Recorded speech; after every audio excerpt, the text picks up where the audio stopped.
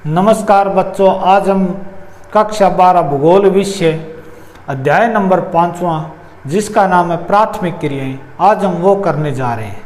प्राथमिक क्रियाओं का ये जो लेसन है ये बहुत ही ज़्यादा महत्वपूर्ण है। इसके अंदर से बड़ा क्वेश्चन आता है, हर बार एक बड़ा क्वेश्चन आता है और बड़े क्वेश्चन के साथ में छोटा क्वेश्चन जैसे 1 नंबर का हो गया या 2 नंबर का वो भी पूछ लिया जाता है। यानी कि ये प्राथमिक क्रियाओं वाला जो आपका लेसन है ये सबसे ज़्यादा महत्वपूर्ण है। अकेला लेसन ही ये महत्वपूर्ण है।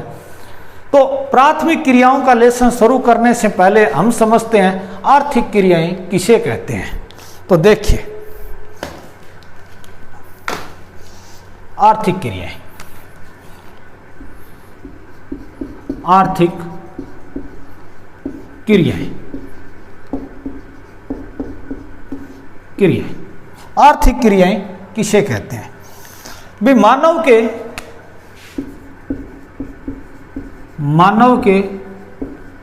कार्यकलाप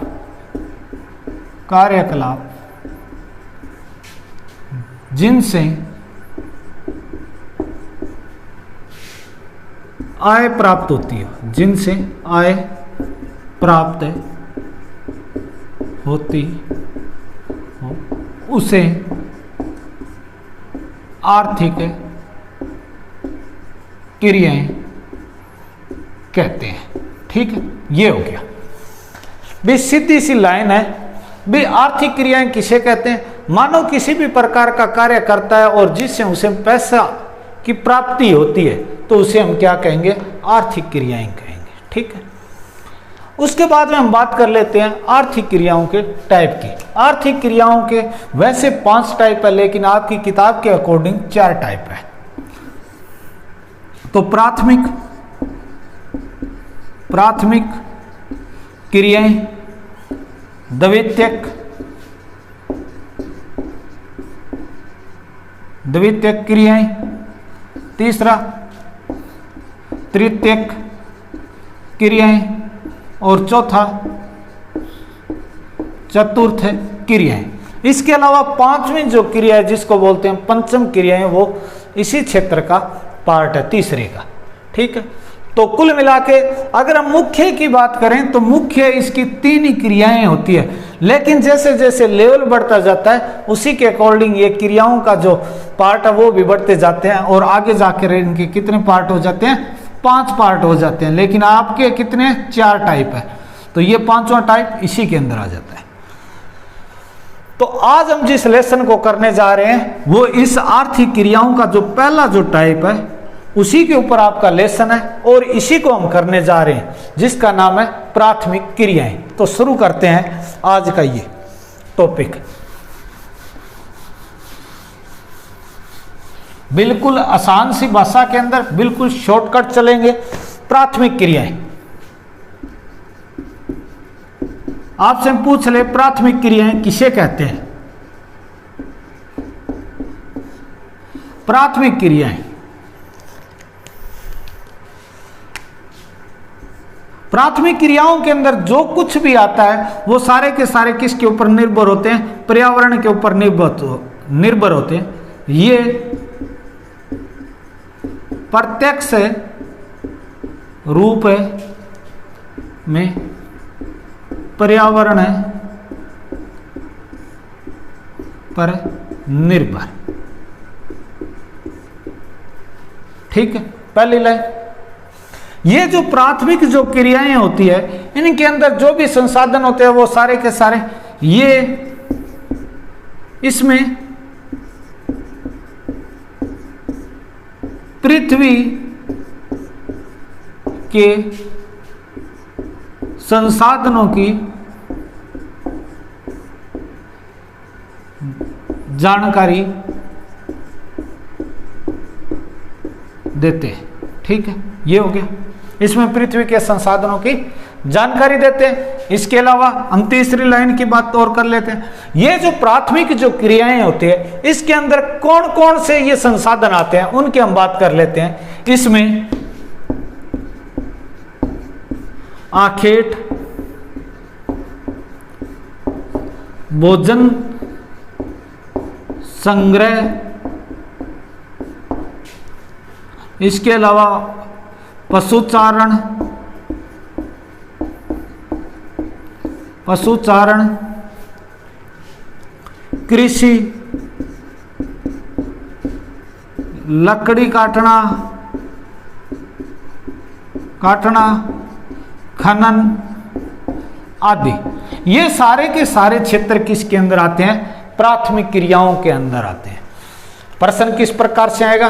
प्राथमिक क्रियाएं किसे कहते हैं? ऐसी क्रियाएं जिनका उपयोग हम प्राकृतिक रूप से करते हैं, या ऐसी क्रियाएं जिनका प्रत्यक्ष रूप से हम पर्यावरण के ऊपर निर्भर हो, उसे हम क्या कहेंगे? प्राथमिक क्रियाएं कहेंगे। कहने का मतलब ये है भी कोई भी किसी भी प्रकार की वस्तु जो है उसके अंदर परिवर्तन नहीं होना चाहिए। अगर परिवर्तन, कहने का अर्थ इंग्लिश के अंदर, उसे अगर हमने मॉडिफाई कर दिया तो वो प्राथमिक क्रियाएं नहीं रहेगी, वो द्वितीयक क्रियाएं के अंदर चली जाएगी। ठीक है, लेकिन अगर उनको हमने मॉडिफाई नहीं किया और वैसे का वैसा अगर हमने उपयोग कर लिया तो वो किसके अंदर आएगी? प्राथमिक क्रियाओं के अंदर आएगी। इसके अलावा आपसे पूछेगा भी प्राथमिक क्रियाओं के किन्हीं दो क्षेत्रों के आप नाम लिखिए, तो आपको दो क्षेत्र बता देने। अगर आप उससे 3 पूछे 3 बता देना किसी भी प्रकार से। ठीक है, ये तो हो गए प्राथमिक क्रियाओं के बारे में भी, मैंने आपको इनके बारे में बता दिया, इनके क्षेत्रों के बारे में, इनकी परिभाषा की हमने बात कर ली। अब हम एक एक टॉपिक की बात करते हैं। तो देखिए पहला जो हमारा टॉपिक है,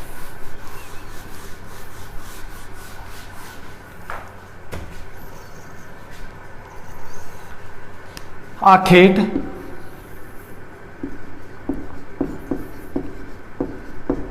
आखेट व भोजन संग्रह।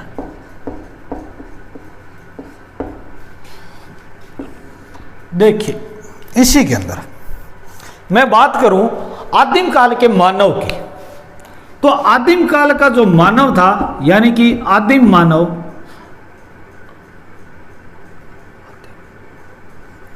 आदिम काल का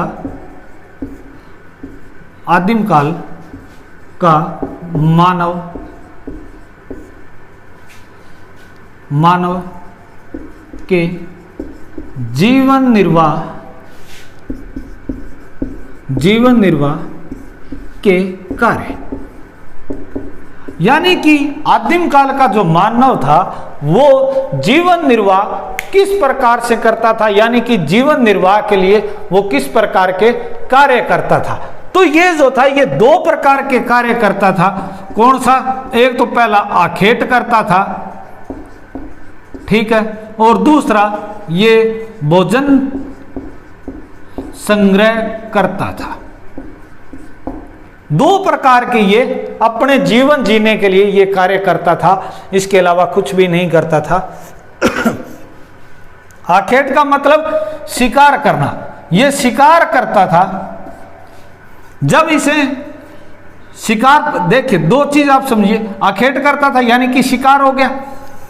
इसके अलावा ये भोजन संग्रह क्यों करता था? कई बार क्या हो जाता था, जब ये शिकार करने निकलते थे तो इन्हें शिकार नहीं मिलता था। उस कंडीशन के अंदर ये जो इनके पास में जो भोजन जो संग्रह था, यानी कि जो इकट्ठा किया हुआ इनका भोजन था, उसका उपयोग करते थे।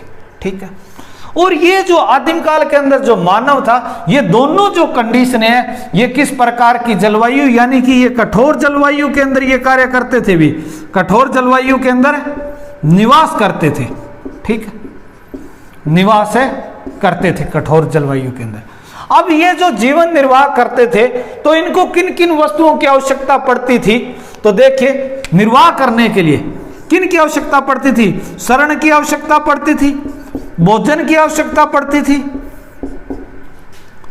इसके अलावा इनको वस्त्र की आवश्यकता पड़ती थी।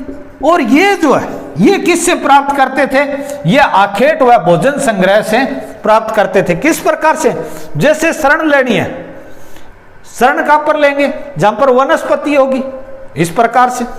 अगर कोई पहाड़ी क्षेत्र है तो वहां पर बर्फ होगी, उसका ये अपना निवास स्थान बनाएंगे, तो इस प्रकार से वो शरण इनको आवश्यकता होगी। इसके अलावा भोजन, यानी कि ये शिकार करेंगे, पशुओं को मारकर खाएंगे, तो वो भोजन की आवश्यकता होगी। इसके अलावा भोजन संग्रह करके भी अपने भोजन की पूर्ति करेंगे। इसके अलावा वस्त्र का मतलब, यानी कि ये जो यहाँ पर भोजन संग्रह करने के लिए वनस्पति पेड़ पौधों से जो प्राप्त है उनकी जो छालें हैं उनका प्रयोग करेंगे वस्त्र के रूप में। इसके अलावा अखाड़ ये अपने अखेट करेंगे बड़े पशुओं का, तो उनकी जो खाल है उस खाल का ये अपने वस्त्रों के रूप में प्रयोग करेंगे। तो इस प्रकार से अखेट व भोजन संग्रह यानी कि आदिम काल के अंदर मानव अपने जीवन निर्वाह के लिए ये दो कार्य करते थे, और इन दो कार्यों के अंदर ये अपने ये कठोर जलवायु के अंदर रहते थे। और जब ये कठोर जलवायु के अंदर रहते थे तो इनको किन चीजों की आवश्यकता थी? शरण की यानी कि निवास की, भोजन की और वस्त्र की आवश्यकता थी, जो कहां से प्राप्त करते थे? इन्हीं दो क्षेत्रों से ये प्राप्त करते थे, जहां से ये अखेट करते थे या भोजन संग्रह करने वाले जो क्षेत्र होते थे उन्हीं से ये प्राप्त करते थे। अब हम बात कर लेते हैं इनके आगे। ये जो है एक आपको और लाइन ध्यान में रखनी है, ये जो अखेट व भोजन संग्रह है ये एक महत्वपूर्ण लाइन है, वो आपको नोट करनी है। वो लाइन कौन सी नोट करनी है वो मैं बता देता हूं। यानी कि ये अखेट और भोजन संग्रह, इसके अंदर इससे ज्यादा और कुछ भी आपको याद नहीं करने वाला, सिर्फ ये आपको लाइन जो है ये नोट लगा लेनी है। सिर्फ 1 नंबर का क्वेश्चन आएगा इसके अंदर से, तो ये आप यहां पर नोट लगा लेना। यानी कि आर्थिक क्रियाओं के अंदर, आर्थिक क्रियाओं में सबसे प्राचीन ये जो है अखेट व भोजन संग्रहण करने की ये जो विधि है ये आर्थिक क्रियाओं के अंदर क्या है? सबसे प्राचीन है। आपको ये लाइन जरूर नोट करनी है। आपसे प्रश्न इसी आर्थिक क्रियाओं में सबसे प्राचीन कौन सा है, तो आपको ये प्राथमिक क्रियाओं वाला सारा ही क्षेत्र दे देंगे, जैसे खनन करना, कृषि करना। उसी प्रकार से आपको एक ऑप्शन मिलेगा अखेट करना व भोजन संग्रहण करना। इसके अलावा पशुचारण भी मिलेगा, और ऑप्शन देखते ही पशुचारण करेंगे जो कि आपका गलत हो जाएगा। तो ये सबसे क्या हो जाएगा? प्राचीन हो जाएगा। ये सभी एग्जाम के अंदर क्वेश्चन आता है, तो आपको ये इंपॉर्टेंट क्वेश्चन है। उसके बाद में हम दूसरी बात कर लेते हैं। ये जो भोजन जो संग्रहण करने की ये जो है विधि, तो इसके विश्व के अंदर जो क्षेत्र है उनकी हम बात करते हैं। यानी कि भोजन संग्रहण करने के क्षेत्र कौन कौन से, तो उनके बारे में हम बात करते हैं। भोजन संग्रहण करने के विश्व में क्षेत्र,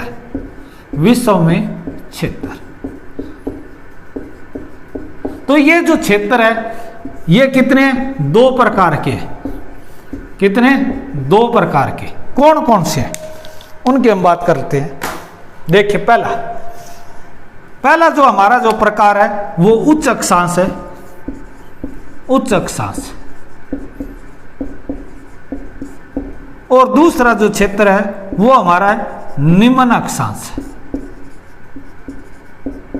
आपको ये 2 क्षेत्र ध्यान में रखने हैं, उच्च अक्षांश व निम्न अक्षांश। देखिए उच्च अक्षांश के अंदर हम बात करें तो उत्तरी कनाडा, यूरेशिया,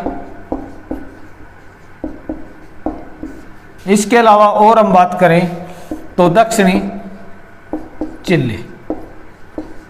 तो ये जो क्षेत्र है ये कौन से होंगे? आपके उच्च अक्षांश के अंदर होंगे। उसके अलावा हम निम्न अक्षांश की बात करें तो इसके अंदर उष्ण कटिबंध,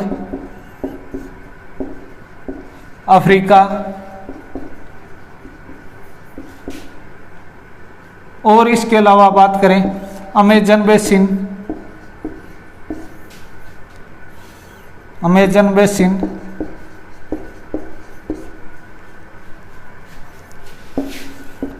ऑस्ट्रेलिया, इसके अलावा दक्षिण पूर्वी एशिया के आंतरिक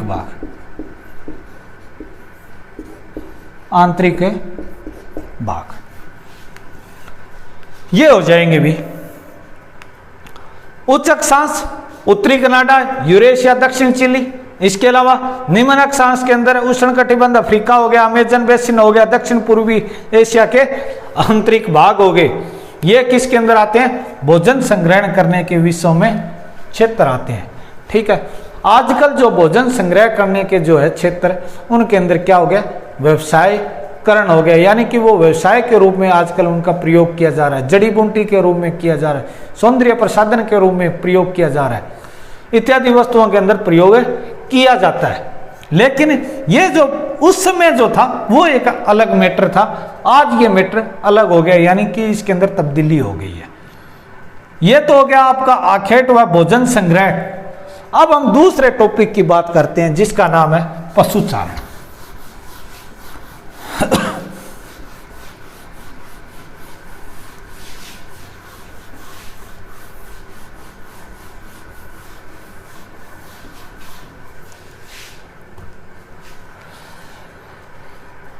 देखिए पशुचारण, पशुचारण का मतलब होता है पशुओं को चराना।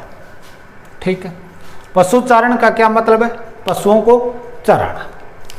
अब ये जो पशुओं को चराने वाली जो बात है, तो इसके अंदर दो प्रकार की हैं। एक तो है आपको चलवासी पशुचारण, ठीक है, पशुचारण। और इसी पशुचारण के अंदर यानी कि ये पशुचारण थोड़ा सा क्या हो गया, मॉडिफाई हो गया, और ये क्या हो गया, मॉडर्न हो गया, जिसको हम किस नाम से जानते हैं? दूसरा वाणिज्य, वाणिज्य पशुधन, वाणिज्य पशुधन, ये हो गया। यानी कि फार्मा सिस्टम जिसको बोलते हैं, फार्म, ये पशुचारण के अंदर ये दो टाइप हो गए। चलवासी पशुचारण का क्या हो गया, मॉडिफाई रूप हो गया, जिसको हम क्या बोलते हैं, वाणिज्य पशुपालन बोलते हैं। अब देखिए हम चलवासी पशुचारण के बारे में बात करते हैं। चलवासी पशुचारण का क्या मतलब होता है? सबसे पहले देखिए भी जो पशुचारण जो किया जाता है, चलवासी पशुचारण, ये जो करते हैं, ये दो चीजों को देखते हैं। ये पहली बात तो ये पानी को देखते हैं, और दूसरी बात ये चरागाह को देखते हैं। चरागाह का मतलब जहां पर क्या हो, घास हो, और जहां पर इनको पानी मिल सके। और ऐसा अगर कोई क्षेत्र है तो उस क्षेत्र के अंदर ये क्या करते हैं, आते हैं। तो कहने का मतलब जहां पर पानी और चरागाह की कमी हो तो उस स्थान से किसी दूसरे स्थान के ऊपर जाते हैं जहां पर पानी और चरागाह की इनको पूर्ति हो जाए। तो ऐसे को हम क्या कहेंगे, चलवासी पशुचारण कहेंगे। यानी कि एक स्थान से किसी दूसरे स्थान पर जहां पर इनको पानी व चरागाह आसानी से प्राप्त हो, आसानी से प्राप्त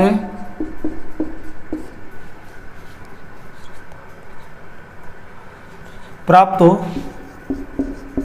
तो उस क्षेत्र में आते हैं, उस क्षेत्र में आते हैं, उसे क्या कहते हैं, चलवासी पशुचारण कहते हैं। ठीक है, सिंपल सी लाइन, जैसे राजस्थान से गाय हरियाणा के अंदर आती है चराने के लिए, क्योंकि वहां पर ना तो पानी है और ना ही क्या है, चरागाह है, इसलिए वो हरियाणा के अंदर आते हैं। भेड़ बकरियों को भी लेकर कहां पर आते हैं, हरियाणा के अंदर आते हैं। ठीक है, वो क्या कहलाता है, चलवासी पशुचारण कहलाता है। इस प्रकार की कंडीशन जहां पर पानी और चरागाह ना हो और किसी दूसरे स्थान के ऊपर पानी और चरागाह हो, ऐसे स्थान के ऊपर आना, उसे हम क्या कहेंगे, चलवासी पशुचारण कहेंगे। अब हम बात कर लेते हैं विश्व के अंदर चलवासी पशुचारण के क्षेत्र कौन कौन से हैं। उससे पहले हम बात कर लेते हैं भी चलवासी जो पशुचारण है, ये अलग अलग क्षेत्रों के अंदर अलग अलग पशुओं को जो चराने वाले हैं भी किस किस क्षेत्र के अंदर कौन कौन से पशु होते हैं, उनकी पहले बात कर लेते हैं। उसके बाद में हम क्षेत्रों की बात करेंगे, चलवासी पशुचारण के क्षेत्रों की। देखिए चलवासी जो पशु है इनके अंदर अलग अलग क्षेत्रों में अलग अलग क्षेत्रों में अलग अलग पशु पाले जाते हैं। ठीक है, अलग अलग क्षेत्रों के अंदर अलग अलग पशु पाले जाते हैं। देखिए उष्ण कटिबंध अफ्रीका। ठीक है, उसके बाद में हम बात करें, पहले इसकी बात कर लेते हैं, या फिर एशिया व सारा, तिब्बत व एंडीज। ये पर्वत श्रृंखला है, तिब्बत व एंडीज। इसके अलावा आर्टिक क्षेत्र या उच्च अक्षांश इनको हम बोल सकते हैं। ठीक है, या आर्टिक क्षेत्र या उच्च अक्षांश। देखिए अफ्रीका वाले यहां पर कौन से, गाय बैल, यहां पर है सारा ये भेड़ बकरी ऊंट। तिब्बत व एंडीज के अंदर याक व लामा, ये पशु पाए जाते हैं। इसके अलावा आर्टिक क्षेत्र या ध्रुवीय क्षेत्र एक ही बात है, तो यहां पर जो पाए जाते हैं वो कौन पाए जाते हैं, रेंडियर पाए जाते हैं। ठीक है, तो एक बार फिर से देखिए, ये जो अफ्रीका का उष्णकटिबंध क्षेत्र है, यहां पर गाय और बैल। इसके अलावा एशिया व सारा, ये जो क्षेत्र है ये मरुस्थलीय क्षेत्र है, यहाँ पर भेड़ बकरी व ऊंट पाले जाते हैं। इसके अलावा तिब्बत व एंडीज ये पर्वतीय क्षेत्र है, इनके अंदर याक व लामा पाले जाते हैं। ये आर्टिक क्षेत्र या ध्रुवीय क्षेत्र, तो इन क्षेत्रों के अंदर कौन से, रेंडियर पाले जाते हैं। तो ये तो हो गए अलग अलग क्षेत्रों के अंदर जो अलग अलग जो पशु पाले जाते हैं, इनकी बात होगी। अब हम आगे बात करते हैं, ये जो चलवासी जो पशु चारण है इनके क्षेत्रों की बात करते हैं भी, कौन कौन से ये क्षेत्र है।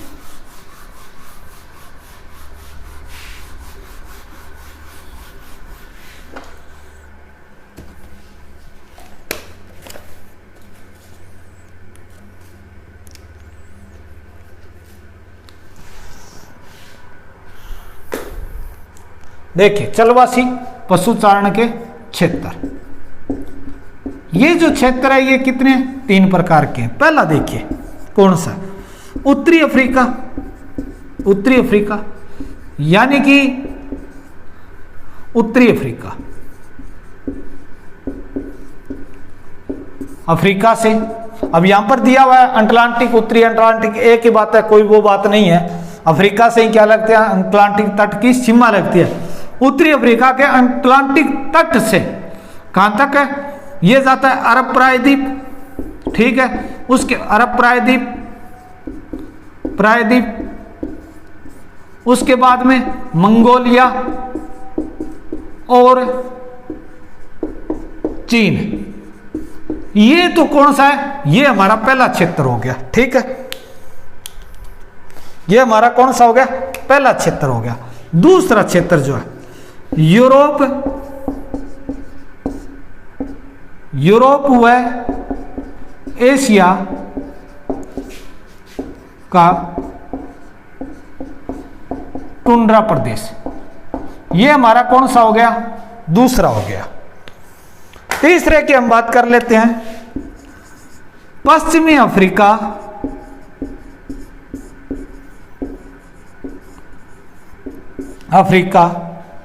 व मेडागास्कर। ये क्या हो गए, ये 3 क्षेत्र हो गए किसके अंदर, अपने चलवासी पशु चारण के 3 क्षेत्र। आपसे 3 क्षेत्र पूछे, ये महत्वपूर्ण है।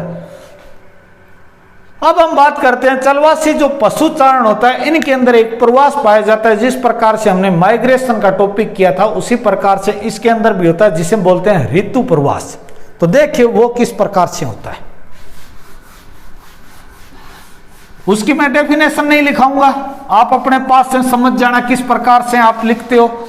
मैं सिर्फ आपको डायग्राम के माध्यम से ही बताऊंगा। देखिए ये क्षेत्र है, ये कौन सा है, शीत क्षेत्र है, ठीक है, शीत ऋतु, यहां पर कौन सी है, शीत ऋतु है।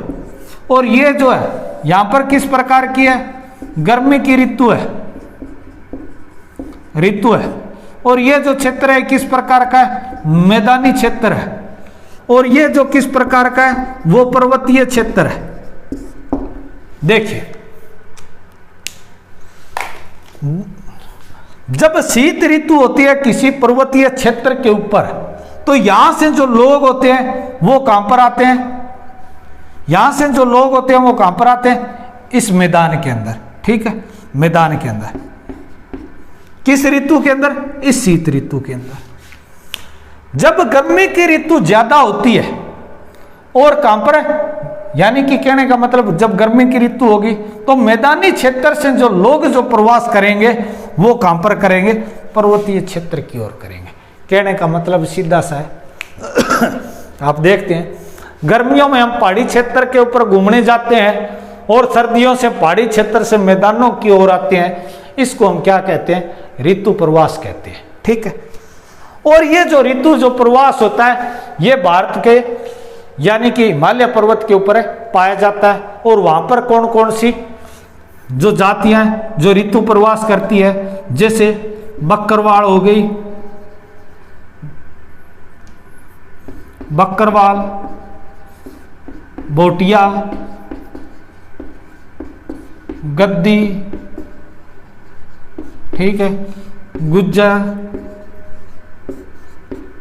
इस प्रकार ये जो जातियां हैं ये कौन सी हो गई आपकी,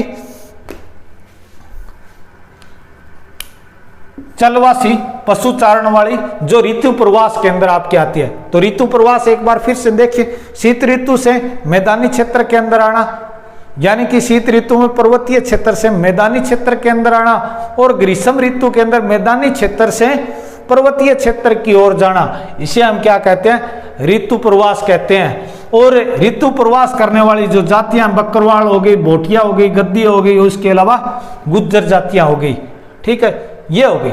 आजकल जो ये पशुचारण वाला चलवासी पशुचारण, इनका जो क्षेत्र है वो क्या हो रहा है, घट रहा है, क्षेत्र क्या हो रहा है, कम हो रहा है, क्षेत्र इनका कम हो रहा है। तो कम होने के पीछे क्या कारण है, तो वो 2 पॉइंट हम देख लेते हैं। देखिए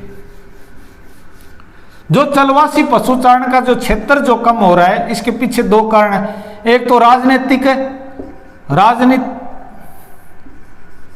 राजनीतिक सीमाओं के कारण, ठीक है, एक दूसरे के ऊपर आक्रमण करना, सीमाओं के ऊपर कब्जा करना, जिसके कारण। और दूसरा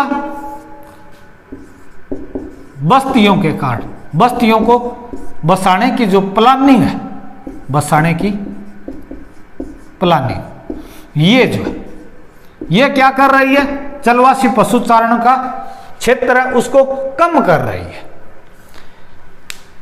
पशुचारण के अंदर हमने चलवासी पशुचारण कर लिया, यानी कि एक स्थान से किसी दूसरे स्थान के ऊपर पशुओं को चराने के लिए जाते हैं, उसे चलवासी पशुचारण कहते हैं। इसके अलावा चलवासी पशुचारण के अंदर हमने जो बात की थी, अलग अलग क्षेत्रों के अंदर अलग अलग पशु पाए जाते हैं, जैसे उष्णकटिबंध अफ्रीका के अंदर गाय और बैल पाई जाती है। इसके अलावा दूसरा जो क्षेत्र था जिसके अंदर एशिया व सारा के जो मरुस्थलीय जो थे उसके अंदर ऊंट, बकरी और भेड़ पाले जाते हैं। इसके अलावा और हम बात करें जो हमारा तीसरा जो क्षेत्र था, तिब्बत व एंडीज पर्वतीय श्रृंखलाएं, वहां पर जो याक व लामा पाया जाता है। इसके अलावा आर्टिक व ध्रुवीय जो क्षेत्र है वहां पर रेंडियर पाले जाते हैं। इसके अलावा पशुचारण के जो 3 जो क्षेत्र थे वो कौन कौन से थे, उत्तरी अटलांटिक तट यानी कि अफ्रीका से लेके अरब प्रायद्वीप, मंगोलिया और चीन।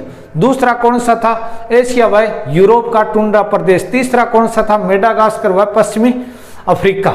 तो ये 3 क्षेत्र थे। उसके बाद में चलवासी पशुचारण जो है वो ऋतु प्रवास करते हैं, यानी कि शीत ऋतु के अंदर पर्वतीय क्षेत्र से मैदानी और ग्रीष्म ऋतु के अंदर मैदानी से पर्वतीय क्षेत्र के अंदर जो जाते हैं उसे ऋतु प्रवास कहते हैं। और उसके अंदर मैंने आपको जातियां बता दी, बकरवाल, गद्दी व गुज्जर, इस प्रकार से, और भोटिया। और चलवासी पशुचारण के कम होने के पीछे एक राजनीति सीमाओं की वृद्धि होना और दूसरी बस्तियों को बसाने की प्लानिंग जो चलती है वो उन क्षेत्रों को कम करने का कार्य करती है। अब हम बात करते हैं पशुचारण के अंदर जो दूसरा है वाणिज्य पशुधन पालन, जो व्यवसाय की दृष्टि से महत्वपूर्ण है। उसके अंदर सिर्फ ये 5 मिनट का टॉपिक बाकी रहा है। देखिए,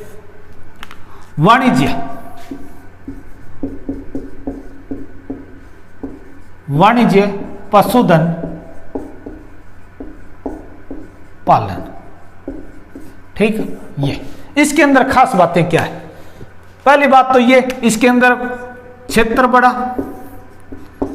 बड़ा वह पूंजी ज्यादा लगती है, पूंजी ज्यादा लगती है। ये हो गई भी क्षेत्र, इसके अंदर क्या होता है? बड़ा होता है। इसके अलावा इसके अंदर पूंजी क्या होती है? बड़ी होती है। इसके अलावा और हम बात करें तो इसके अंदर दूसरी खास बात क्या होती है?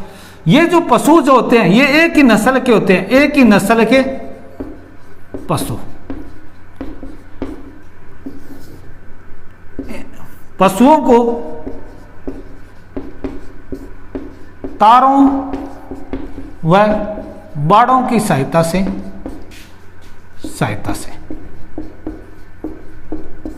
रखते हैं। आजकल मकान बनाने लग गए हैं, भी रखते हैं, ठीक है, जैसे डेयरी फार्म हो गया। इसके अलावा और बात करें, एक ही नस्ल के हो गए, क्षेत्र बड़ा होता है, पूंजी ज्यादा होती है। और ये जो वाणिज्य पशुधन है ये किस देश के अंदर बात करें तो विकसित देशों के अंदर ये ज्यादा है। विकसित देशों में इनके अंदर जो पाले जाते हैं ऊंट, अपने भेड़, बकरी, इसके अलावा घोड़ा, गाय, इस प्रकार से, यानी कि जो भी पशु है सारे के सारे जिनसे हमें दूध प्राप्त होती है, ऊन प्राप्त होती है, वो पशु इसी वाणिज्य पशुधन के अंदर शामिल होते हैं, ठीक है। तो इसके अलावा और हम बात करें भी इसके अंदर एक ही नस्ल के पशु पाए जाते हैं। पशुओं को तारे व बाड़ों की सहायता से रखते हैं, विकसित देशों के अंदर होते हैं। और इसके अलावा इनका जो क्षेत्र होता है वो किस प्रकार का होता है? बड़ा होता है। और इसके अंदर पूंजी क्या लगती है? ज्यादा लगती है। और ये जो क्षेत्र जो बड़ा होता है ये नियंत्रित होता है, भी अनियंत्रित नहीं, भी कहीं तक भी चला लिया नहीं, नियंत्रित क्षेत्र होता है। और इस क्षेत्र को क्या कर देते हैं, यानी कि इकाइयों के अंदर बांट देते हैं, इकाइयों में बांट देते हैं, बांटते हैं। जब एक इकाई समाप्त हो जाती है चराने के बाद में तो फिर दूसरी इकाई के अंदर, इस प्रकार से। ये तो वाणिज्य पशुधन पालन के अंदर। इसके अलावा और बात करें भी वाणिज्य पशुधन पालन के अंदर क्या क्या मान ले इसके अंदर मॉडिफाई हो रहा है, इनके अंदर क्या क्या सुधार हो रहा है, उनकी हम बात और कर लेते हैं भी इसकी क्या विशेष बात और है। तो देखिए, वाणिज्य पशुधन के अंदर जो है वो प्रजनन, इसके अलावा नस्ल, इसके अलावा स्वास्थ्य, इनके ऊपर क्या है? स्वास्थ्य, इसके अलावा बीमारियां, इनके ऊपर ध्यान दिया जाता है, ठीक है। वाणिज्य पशुधन पालन देशों की अगर हम बात करें तो विकसित कंट्री आएगी, जैसे न्यूजीलैंड होगी, न्यूजीलैंड, ऑस्ट्रेलिया, इसके अलावा उत्तरी अमेरिका, इसके अलावा और बात करें तो फिनलैंड भी आ जाएगा आपका, फिनलैंड भी आ जाएगा। इसके अलावा अर्जेंटीना भी आपके आ जाएगा, अर्जेंटीना आ जाएगा। इसके अलावा यूक्रेन भी आ जाएगा, यूक्रेन, ये भी आपके आ जाएगा। तो ये वाणिज्य पशुधन पालन के ये कंट्री है, ठीक है। तो आज का जो हमारा टॉपिक था वो कौन सा? प्राथमिक क्रियाओं के अंदर आखेट व संग्रहण, इसके अलावा पशुचारण, जिसके अंदर 2 टॉपिक थे, चलवासी व वाणिज्य पशुधन पालन। अब जो नेक्स्ट जो टॉपिक हमारा रहेगा वो कृषि से संबंधित रहेगा, वो हम नेक्स्ट वीडियो में करेंगे। तब तक जय हिंद, जय भारत।